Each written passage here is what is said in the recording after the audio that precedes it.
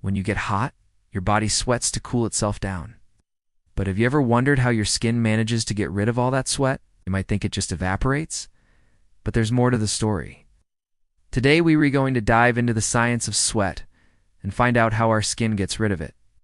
So grab your lab coats, folks, because we're about to get sudsy.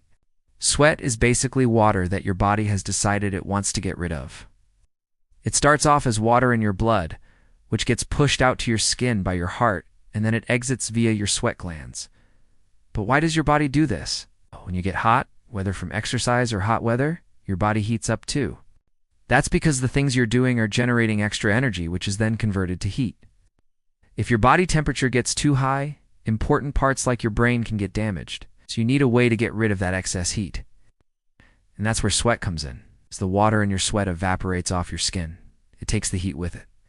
Basically, your body uses sweat as a way to cool itself down. Now, there are other animals that also sweat, but they don't have nearly the same amount of sweat glands as humans do. For example, dogs only have about 2,000 sweat glands in their entire body, whereas humans have over 4 million. This means that humans can sweat much more than other animals, which is necessary because we don't have fur to help insulate us. But you might be wondering, why do we sweat from literally everywhere? Wouldn't it be more efficient to sweat from one or two places? It turns out that having sweat glands all over your body actually helps you cool down more efficiently. According to some researchers, sweating from lots of little areas gives more surface area for the sweat to evaporate off of. More surface area means more evaporation, which means more cooling. Plus, sweat glands are found all over your body, so it makes sense that you sweat from everywhere. It'd be weird if you could only sweat from one spot, wouldn't it?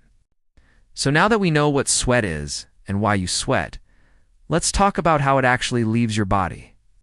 Once sweat has done its job of cooling you down, it's time for it to exit stage left. But how does it get out of your body without you actively wiping it away? Turns out that sweat kind of just hangs out on your skin until it evaporates completely. You see, sweat is slightly acidic, which means that it has a pH lower than 7. This acidity, along with the salt in your sweat, creates an osmotic gradient between your skin and the environment. That means that water outside of your body moves through tiny channels in your skin and into your sweat, which eventually evaporates away. Now you might be wondering, if sweat evaporates, what happens to the stuff dissolved in it, like salt? Good question. Turns out that most of the salt stays in your sweat ducts and gets reabsorbed into your body. Only a tiny amount actually evaporates along with the water. This means that if you sweat a lot, you lose a lot of water, but not necessarily a lot of salt. That's why it's important to drink water when you're sweating.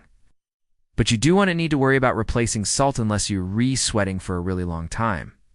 In the end, sweat is an amazing adaptation that allows our bodies to stay at the perfect temperature. It's a fascinating process that involves a lot of different parts of our body working together. So next time you break a sweat, take a moment to appreciate the amazing science that's happening on your skin.